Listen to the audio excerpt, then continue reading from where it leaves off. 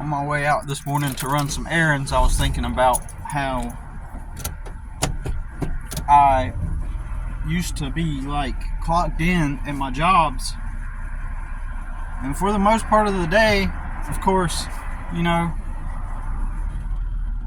while I'm doing my job right, whatever it might have been at any given job, I was always trying to figure out a way to not have to be stuck at the job.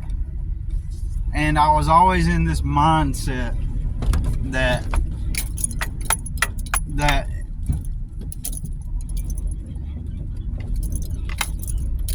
I could just keep pushing forward, and as long as I kept pushing forward, then, you know, eventually, you know, I'd figure out a way, right? So it was kind of a strange optimism, because in real time, the jobs were not rendering like the money I would get on my checks. I couldn't even use any of that money like to save for a room to rent.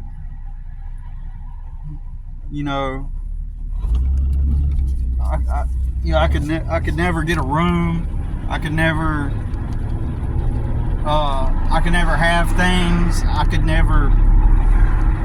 The jobs never got to a point to where I could just simply have a place to live. It would necessitate getting a raise that was enough money to be able to take that extra money to apply towards renting a room or my own place. And it's funny to me how many people will go, "What kind of jobs did you work at?" Like, I worked at regular jobs, like everybody else. So yeah, I could never even get a room, and so it would necessitate me like kind of getting lucky and finding a roommate that didn't do a bunch of drugs or something, or who wasn't dysfunctional, because, you know, at the bottom of the socioeconomic scale, that it's a different type of dysfunction. It's a more infantile type of dysfunction at the bottom of the socioeconomic ladder, right? And usually, because, you know, I'm full aware that people, you know, from other socioeconomic backgrounds experience dysfunction. I've seen it, you know, in people, but I've also seen people that hide their dysfunction very, very, very well under the cloak of whatever personality they're presenting,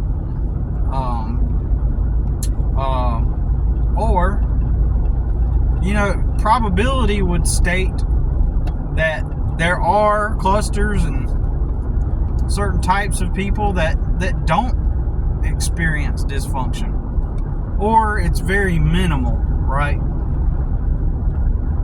So, as crazy as it seems, you know, as crazy as it seems, I was going to say the word skewed, but influenced, I guess, by our own, you know, life experience. It could seem like everybody is like all dysfunctional and stuff, but, you know, what if, you know, there are people that still yet are, you know, relatively normal? I mean, and that's not to say they didn't have a phase during their life or a time that they grew up where they were in dysfunction. You know, in my opinion, if you're, you know, think of Maslow's hierarchy of needs, right? You know, if you're pretty set financially, you know, if you're not doing that bad financially, and, you know, you have less stress than someone else, and you can redirect your focus and attention on other needs, right? And you move up that hierarchy, you move up that ladder of needs as you progress. And over time, you adjust your life after learning what to avoid and what not to avoid, or how to deal with this situation or how to deal with that situation. You learn over time, and so to some extent you become like somewhat of a better person, in the sense that a better person in the sense that like you're better at navigating through life. Or like, let's say maybe when you were younger you used to be angry, and then over time you learn how to overcome the anger and live more at peace with yourself. And maybe you don't have people skills, and then over time you learn the people skills, I guess. I'm trying to think of some good examples, but yeah. And probability would show that not every situation is very dysfunctional, right?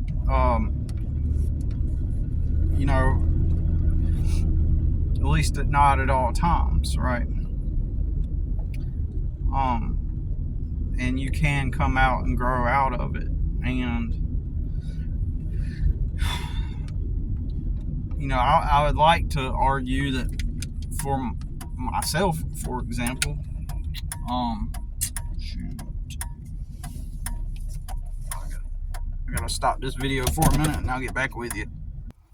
I'm back, but no time passed for you. So what were we talking about? I was saying that we overcome dysfunction.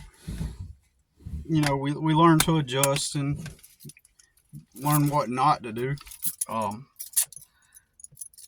And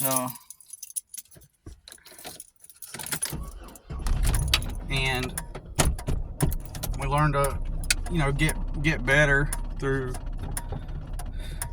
learning what not to do, and trying to figure out figure out what we're good at, how to maximize the talents and skills that we naturally have. And well, hopefully that's what we do, and then apply it to real life as we apply it to real life as we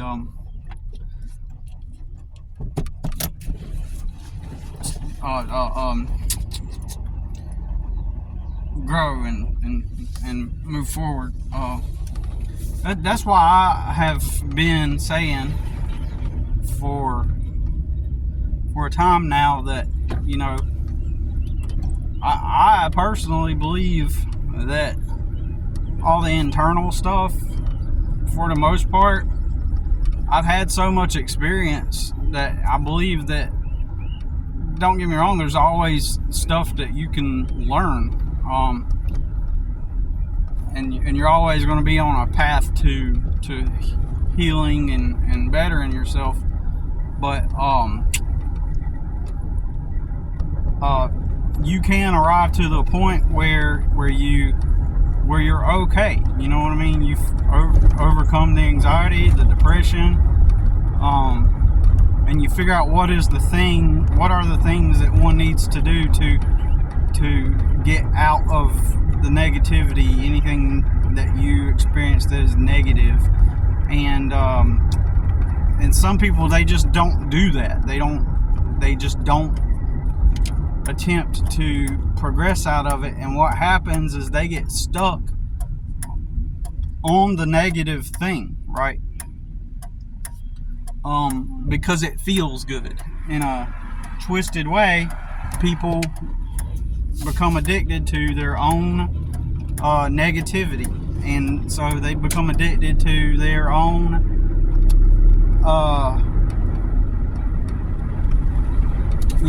repetition of thoughts their own depression and just the state of being that puts them in a situation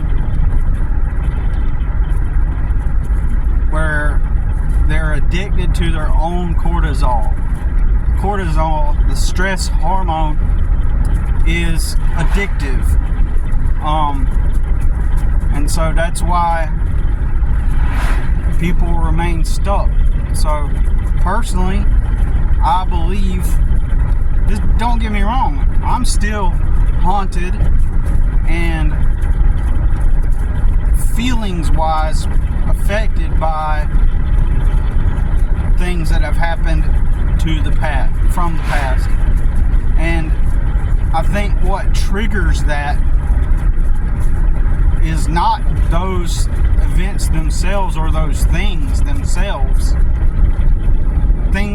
It's my financial circumstance. Like, and so I think I've arrived at a point where I'm healthy, right? Mentally healthy, emotionally healthy. Like, the only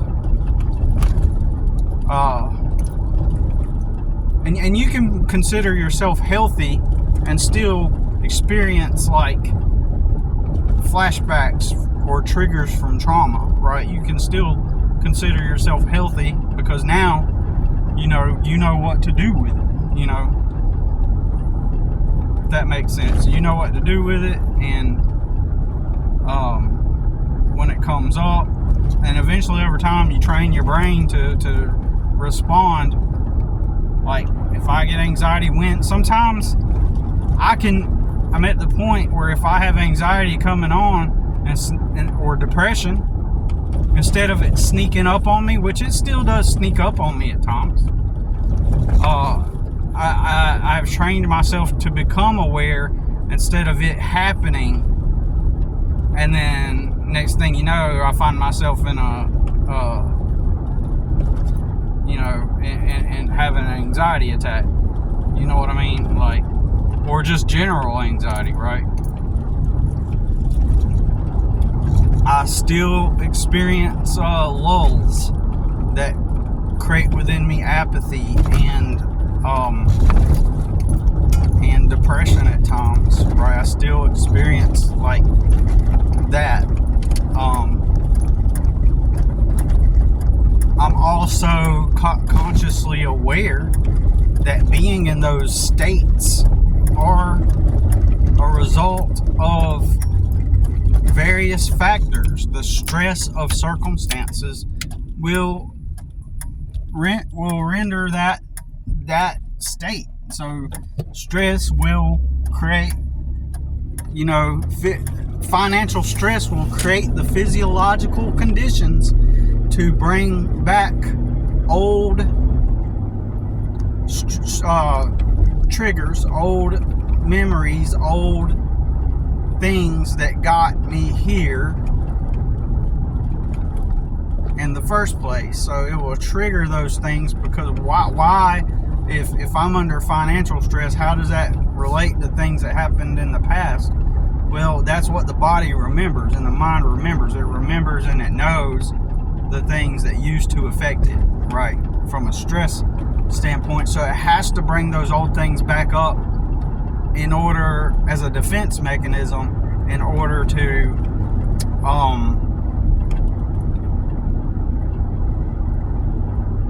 as a preventative measure. Like, the body and mind views those circumstances as a threat, and so those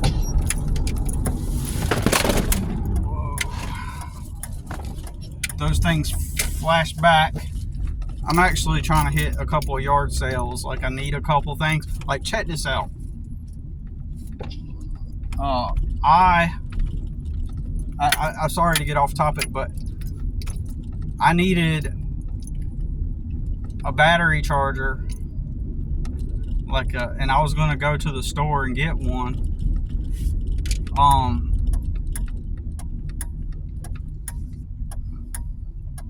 Oh, I've been here before. Yeah, I was gonna go get one.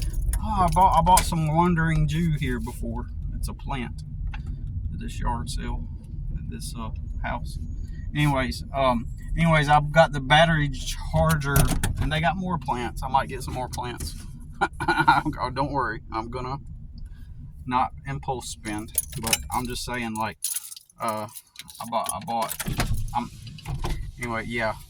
You didn't hear that. You didn't hear that. I'm not buying any plants. If I did have to pay like a lot of money for a plant, I'm not. Like, you know what I'm saying? I'm aware of impulse. I'm not gonna impulse spend. So don't worry for me. All right. So, anyways, yeah, I was just, battery chargers are expensive, like rechargeable batteries. And they're expensive, and so and then I found one just now at a yard sale. I got it for $1, and I needed it because I got multiple things I need batteries for. Like, I was like, man, I do not. I've been waiting. I was like, I do not, because I do not want to have to sit there keep buying batteries where I stay at. Like, there's a water sprinkling system, or a watering system I put into a garden, and it requires batteries. It's out of batteries, and so it's like, man, and I got other things. Anyways, we'll get back on topic. But yeah, I think, eventually, with time, as you get older, I've always been, you gain wisdom, but I've always been, adverse to this idea that just because someone's older, it means they got wisdom, and it's not true. Just because they're older doesn't mean that they've gained some kind of wisdom or special knowledge about life. Don't get me wrong, they may have learned one or two more things, that could help you. I think anybody has something that they've learned that if you learned it, you could benefit from it, and it is also context dependent. That's really huge for me over the years, through my own wisdom, right? That I've learned that a lot of things that people deem as being like universal truths, about how things work, are a lot of the time, if not most of the time, are context dependent. Like, for example, the wisdom of, working real hard, and when you work real hard, they'll see that, you go above and beyond, and, if you go above and beyond, and they'll, I go the right way. Oh yeah. If you go above and beyond, then they'll recognize your hard work and at your job, and they'll be like, well, hey, since you're doing such a good job, let's give you these responsibilities and give you a raise. And so that's one of those things. Does that happen? Of course it does. I'm not dumb. I know that happens, but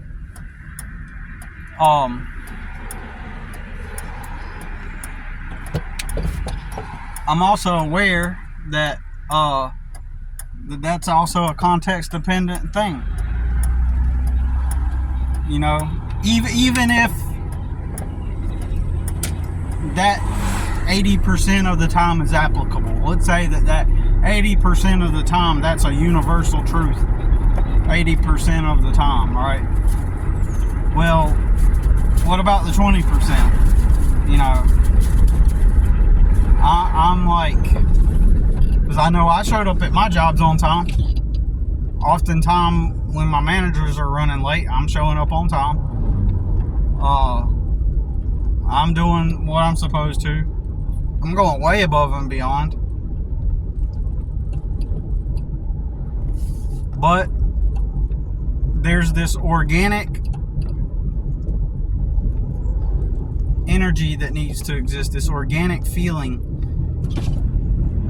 in interactions that make where people feel like they have enough commonalities to where they bond. And once they bond, that is the underlying component that causes people to more likely give each other raises or promotions and stuff. So you could be a hard-working person. You can work harder than everybody else. This is an example.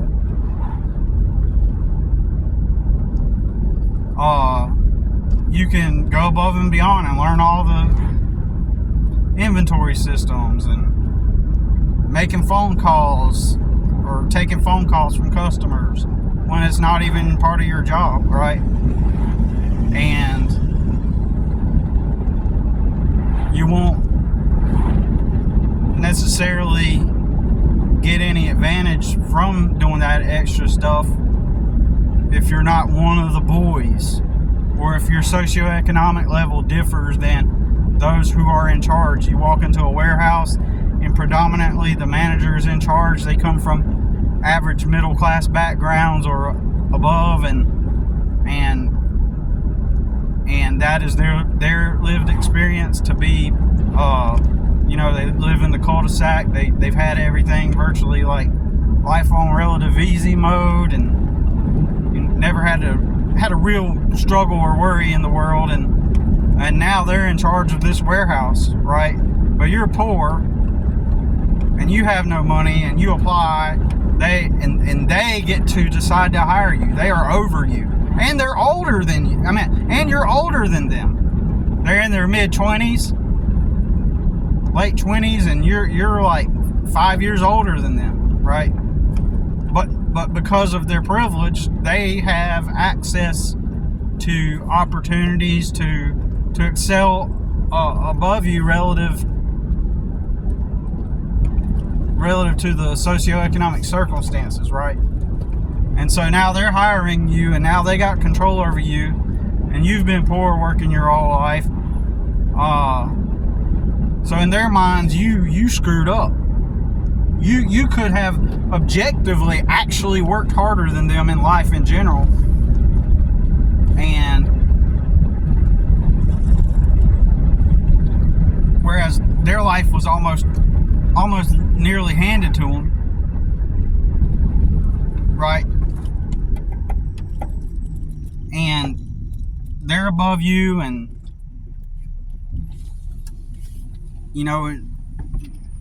I think a huge reason for like why I got out of football back in my, I think I stopped watching football when right before I was 21 or something like that. I lost interest in watching it because I seen what a sham it was, really. I seen how stupid it was, right?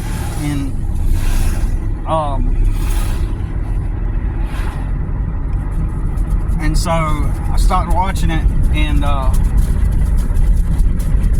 forgot my point, my bad, but maybe I'll remember it in a sec. But I stopped watching football, and I was going to say also that, those guys, they're all going to be watching football and talking about the game. And so there's that underlying component, that underlying relatability that exists with the coworkers, and that's the thing that's going to get you the raise. How they perceive you at a socioeconomic level. Are you relative? Are you on the same page as them? Are you kind of like, underlying? Are you on the same page? Are you one of the bros? But if you don't have an interest in football and you don't come from the same socioeconomic level, and they're even going to assume that you might be a potential problematic person on the job. So you'll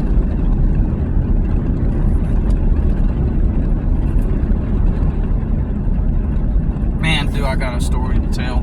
Yeah, so one of the managers, before I even did anything, 20-year-old punk ass, once I find out who he is, I'm gonna fight him, or I'm gonna challenge him to a fight. I really am.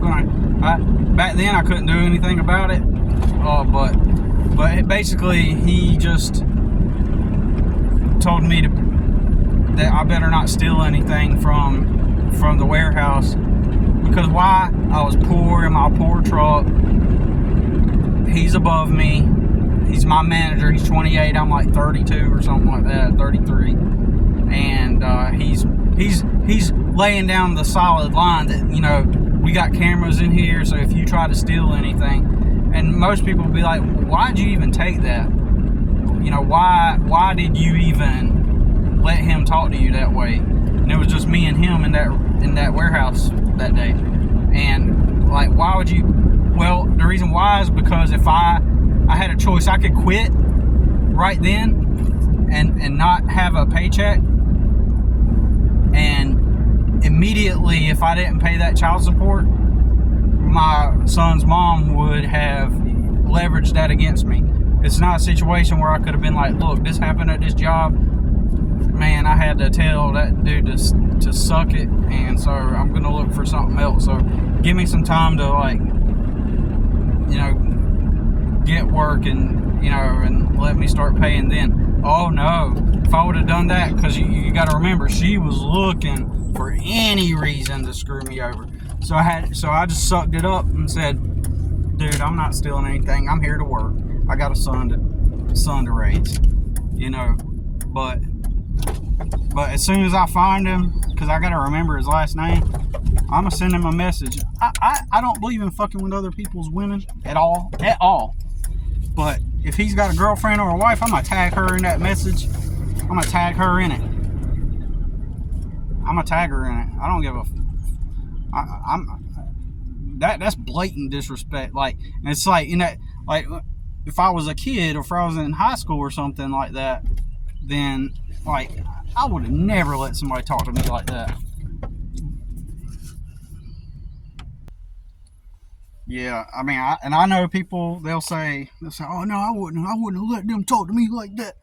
It's like, I had to, man. Like, it was that. It was. I mean, I believe I was pretty, like, neutral and assertive in that sense. I mean, it's not like I backed down like I was like a pussy or something like that. I just like, dude, I was like, I got a son I gotta raise, you know, I got child support to pay, you know. I don't have any intent on stealing anything, something like that. I mean, I kept it pretty neutral, but even still though, that was just blatant disrespect. And then you might say, well, why didn't you report that? You know, I don't know. I really don't know. Probably because I just started that job, and that was in 2013. No, yeah, 2013. That was the first time I tried working for myself. In 2013 was in the March of 2013, like right around my birthday. I started. I tried to go work for myself, and I seen a guy that needed some mulch spread. I severely undercharged him. Severely, and it was an enormous job. I didn't know what I was doing, right? But I tried working for myself, and then that's when behind the scenes my son's mom was conspiring, and she had met a guy that worked for the government, had tons of money, drove a Porsche, lived in like the nicest neighborhood in the city next over to mine. Probably many might consider it one of the nicest neighborhoods. Well, objectively, actually, it is one of the nicest neighborhoods in the county. And so the odds and probability, this is why it goes back to, like, and I'm not trying to sound solipsistic, but it's like, I try to generate, you know, when I say I tried to manifest stuff, like, I legit experimented with that stuff, man. Like, I was fucking, like meditating, trying to attract stuff, like get in the present moment and just visualize it. It's already happened, right? That's what I was doing. So, it's like, I was living in the moment, attempting to manifest my reality, and then I was, taking steps towards the vision that I wanted to make for myself. And so, what are the odds that literally someone that never did anything in life except party and use drugs in trailers, never got an education, suddenly goes out and meets like a guy that has top secret government clearance, drives a Porsche, and lives in the nicest neighborhood. And you gotta also, realize that she wasn't like the hottest girl. You know what I mean? You get what I'm saying? She wasn't like the hottest girl in the world. She was relatively pretty, but she's not like the hottest girl in the world. So why would the reality create such a strange circumstance, right? That just doesn't make sense. So, about to hear some motorcycles.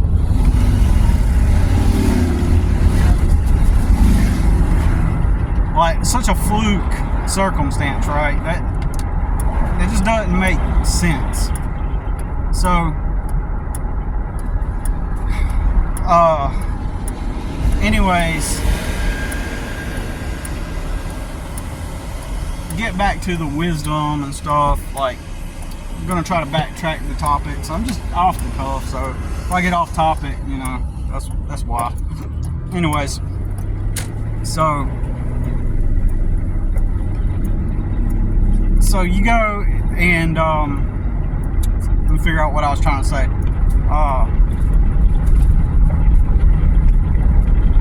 You're listening to old people and wisdom. So my wisdom is that over time you with mindfulness and awareness, you do get healthy if you take a mindfulness approach to things. You do get healthy. You do learn to navigate, and sometimes you don't realize it, or maybe you do. Like in my case, I believe I do. You realize that you've overcome it, right? But there's still residual things, like I was saying. If you're stressed financially, your body's and mind is gonna try to resurface negative things from the past, because it's like the financial stress is saying stress, stress, stress, and so the mind and the body says, what is stress? So it reaches back to define, okay, that's stress, and that is stress. So let me remember that. So it starts reminding you of things from the past. My bad.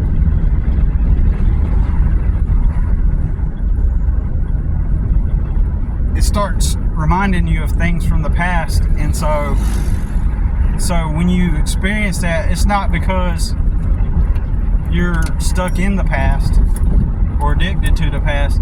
It's just your body's mechanism and mind's mechanism to fend off any kind of threat.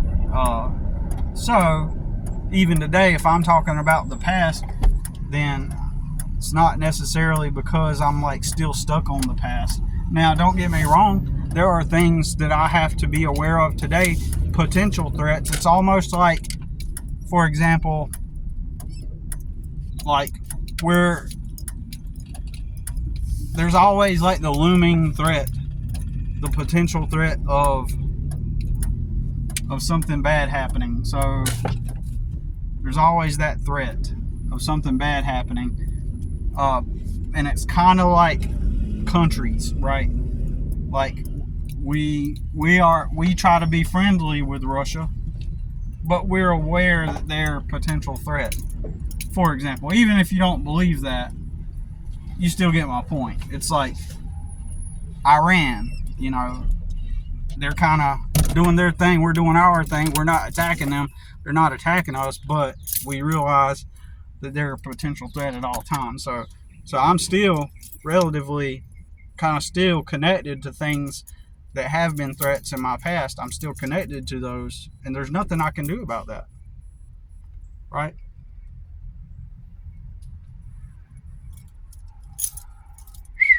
So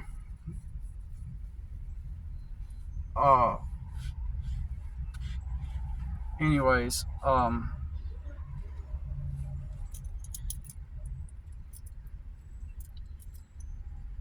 Jesus Christ, I just got a text, man. Like, oh, speaking of, but the past has amalgamated to a point, just like right now. Don't want to talk about it, but where I've been attacked so much, it pushed me out of control. Like, in other words, where I don't have control of much of my life. I really don't.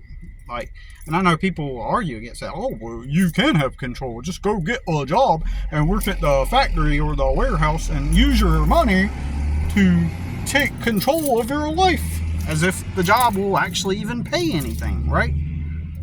Tell me, what job can I go get working for somebody else right now that's gonna, well, it just takes time to, you gotta work really hard, and then eventually, they'll pay you enough to live on. It's that same logic on repeat, that same stupid wisdom that is context dependent on repeat. So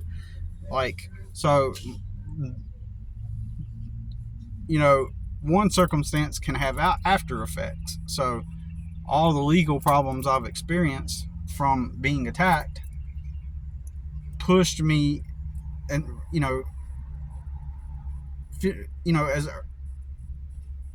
as recently as 12 years ago, kind of pushed me into the situation I'm in now, and I have to constantly be pushed into situations that I have no control over as a result. Yet I don't have any control over them yet. Like, I'm forced to have to be intermingled and enmeshed with dysfunctional people because it's my only option. It literally is, and it proved me wrong. Debate me on a lot. I realized I always say this on my personal Facebook, but nobody will take me up on the offer. Argue with me. What does argue mean? It means to make clear. Argue with me on a live, and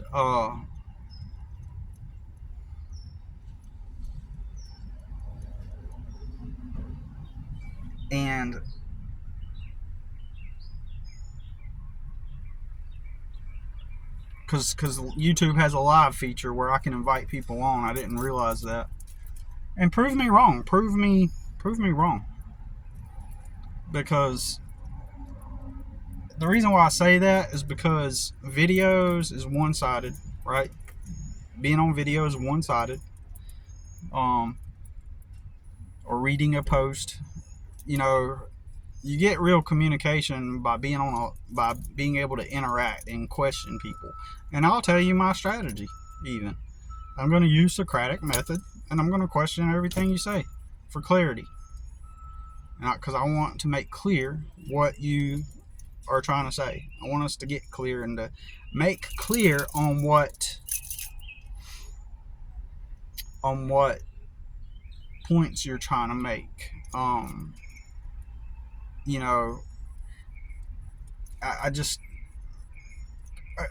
and I know that most of us see through the lens of programming. Like, a lot of our beliefs are just programmed beliefs. They're not beliefs based in reality. They're beliefs based on context dependent reality, right? There's no, kind of losing my train of thought right now, but by the way, I'm just trying to I'm starting, when I got that text message just now, it scattered my brain for a second, because now I'm thinking about that. It's like a task I got to get done. Now I'm thinking about that. I'm thinking about stress, and that person that I'm enmeshed with, that I have to, I don't have a choice. Like, I'm getting closer to the point to where I have a choice. Like, technically, maybe I could say, well, I don't want to sound like I'm being indecisive, but I've already, okay, let me try to get my thoughts together and my words together. My son is at an age where I can almost move out from where I'm at. But there is a DSS case opened on his mom, like always. Department of Social Services, open case, and they've recently taken her to court. The last thing I need is for me to screw up and place myself in a position that makes it look like I'm being neglectful, or a circumstance where the optics appear that I'm being neglectful, if that makes sense. Oh. But my main point is if I can leave where I'm living at, where I stay at, if I could leave there and become unenmeshed in that circumstance, and just live out of this truck, then any money I make I could save. And so financially, economically, that would be the monetary equivalent of being able to live with my mom and dad. So I don't get my own bedroom or a basement to live in, or mom's meals, or my parents providing me food, and living life on, like, click the easiest setting that you can live on. But I would at least be able to take all the revenue I make and put it into my own bank account, and eventually, like, take that money and attempt to grow it. So instead of losing money by paying rent and doing the labor work there, then that removes that expense, and it's a drain. It's a resource drain. It drains me. So I make the money, I throw it away. I make the money, I throw it away. So there is no savings. It's near the equivalent of if I was working at the warehouse, except I do slightly better than I would, if so basically I can, instead of paying X amount of dollars to reside at this place in order to take care of my son, instead, if I could just take that money and put it into advertisements. So if I take $100 and put it into advertisements, then I could potentially turn that $100 into $3,000. So, and then I could potentially get on a trajectory that moves me forward.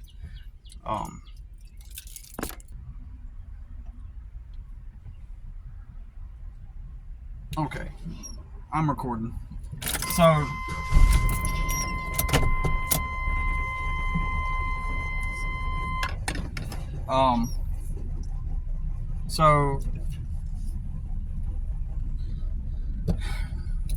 when I'd be working at these jobs, right, working for other people, working at these jobs, see, even I say it, working at these jobs. Even I say it, working at these jobs. It's the language, like the spelling, to spell, put a spell on you, using, I think it's interesting to hear people like Rudy talk about that, and because like it's to spell casting, to spell, you're putting a spell, it's spelling, and you are using symbols, which is by definition magic, right? You're using symbols to form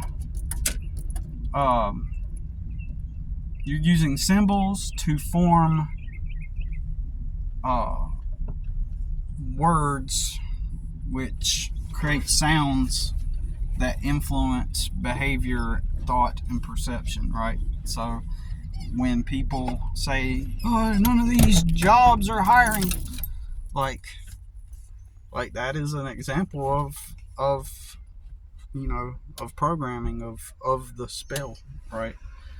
Um, get a good job, or most most businesses fail, or not everybody's cut out to run a business, or you know, I could go on and on, like the types of belief systems, imprints, programs, societal conditioning. Like, basically, in a nutshell, our current society is a result of a bunch of rich people back in the early 1900s said, hey, you know what? Don't live on a farm and have a family and be free. Like, what you need is, you need a, like, we'll help you out. Like, just come work at our businesses, and then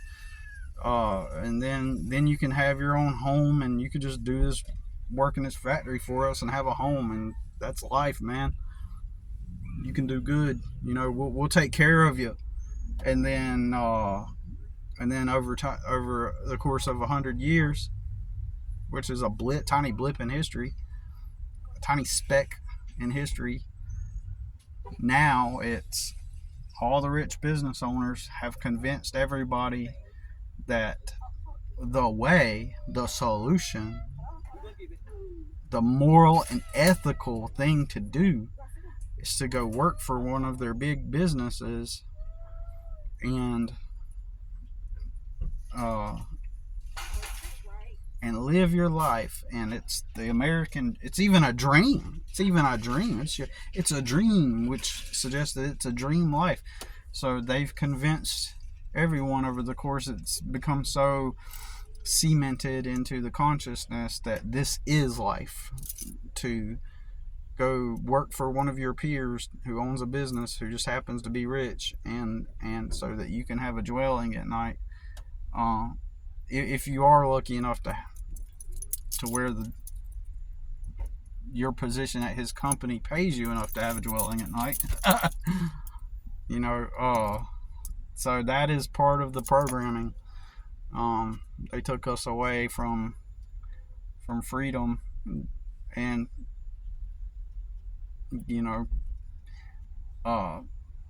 anyways, I'd be working at the jobs, and while I'm there, I'm thinking about, like, how can I get free? How can I, do this? And all along, I was always thinking, like, at some point, if I just keep pushing at this, I'll get enough raises, and this will pay off, and I'll get enough raises, and then eventually, if I just keep looking for the right roommate, I'll eventually find, like, a room that I can afford.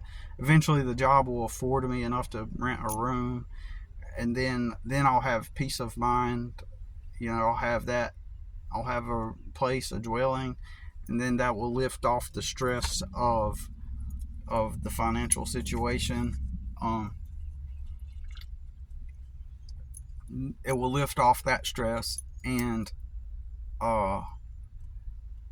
it'll clear my mind, and then I can think of, like, a business I can do on the side to and eventually, once I make enough money with that business, then transition out of my full-time job and into my business. And I used to think that a lot too, like yeah, when I was trying to make money with the internet and create, like, a internet-based product, right? The only reason why I didn't succeed in that is because of my legal circumstances, and the jobs didn't pay me enough to live on in the first place. So all my focus was on trying to survive. There's no extra money. There's no extra money to even invest into the business, really, into an internet-based business, right? Hardly. But do all those things on top of fighting legal battles that just strip me and drain me of any money that I got, right? Like, just perpetual loop surrounded by energy suckers trying to take crap from me. And I am going to make the argument that I have been attacked over the years. I don't care how arrogant it sounds or prideful it sounds. In my environment, I was the guy that everybody knew that worked hard. I was the smart one, the intelligent one, the creative one. So I had all these positive things. And God forbid any dude seen me with a girl, because, I brought a girl over to this dude I knew. He was older than me. And he just thinks, he literally attempts to make a move on her. He invites her into the room next to us and tries to bring her down the hall to his room to try to hit on her, and tries to make a move on her. And I'm like, I was just thinking that he was, because he used to brag about how he used to win ski competitions or something. So he literally tries to make a move on her. And she pulls away from him and comes back to me. I didn't realize that was what was happening. I thought he was showing her, because he was always showing people his ski award and a photograph of him skiing. And then my point is I'm surrounded by these people that are so desperate, weak. But that's the environment I was born into, and I don't have access to normal people environments. I can't just go strike up a conversation with some normal people on a relatively normal socioeconomic level and integrate or fit in with their communities. And I can't, I'm not in, and I can't get in as long as I continue to remain and look poor and sacrifice, and instead of buying me clothes, I take care of my son. As long as I remain at this level, I will not be accepted into that. And just think, once I make it, my reward is I get to be accepted into their group. Oh Lord, into their groups, right? They'll no longer view me as weird. They'll no longer view me as someone to be leery of, right? Because of how I look, because of the truck I drive. Weird. And then anyways, so if you're the smart, creative one, and then on the one of the biggest to stack onto that, the biggest issues is the fact that people find out I didn't smoke and do drugs like everybody else, and then so that really kind of seals the deal. Okay, he's a real weirdo now. And then so I can't fit into general normal society. And it's so funny that it has a lot to do with me not doing drugs and smoking and getting drunk. Especially in my communities, though, right? If you're creative, smart, show that you work hard. Because I was working at an early age. Imagine you live in a trailer park where everybody's on welfare and government benefits, and you're getting a job and you're out there working, right? They kind of resent that. Some of them actually did work, but I'm just saying, don't get me wrong, some of them did have jobs, but it was poverty. They come back home to their trailer,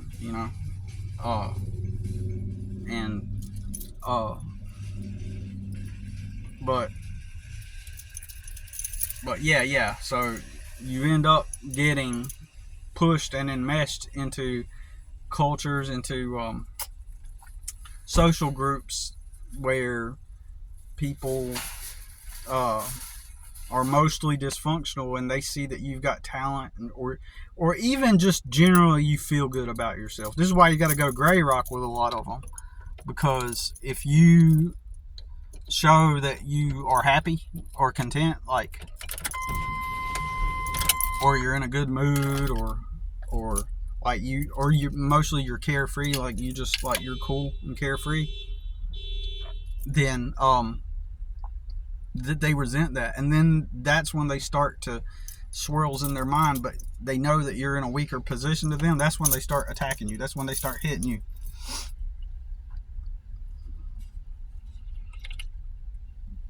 because they're trying to steal that. I'm confident in myself. I know my talents and my abilities. People will try to reframe that because I'm supposed to be poor and miserable. Right? I'm supposed to be unhappy. I'm supposed to be all these negative things because of my disposition, and people randomly on YouTube see me like in the way I talk and the things I talk about. Like who are you? Just shut up, right? Who are you to, Anyways, I got to get going. But anyways, I'm just blurbing. But I used to think about like how to escape, and how to get freedom. You know, when you're in a low socioeconomic level, like, and you are someone strong,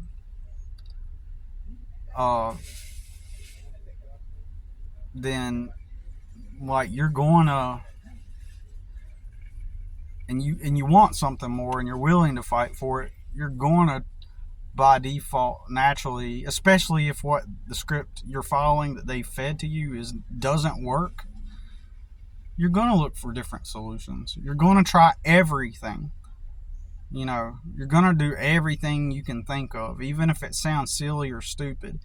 And if you arrive at a point where you actually don't care about what people think, and you're willing to look like a fool and an idiot on top of already looking like a fool and an idiot, that shows people that you got balls, and people hate that. One of the things I learned, if you're in a very weak position, weak socioeconomic status, low status, and in some way you do something or say something that indicates to them that you got more balls than them, that really triggers them. It really does. But that's why you just gotta, I don't know, you just gotta keep going through it. Anyways, I guess that's all I got to say about it.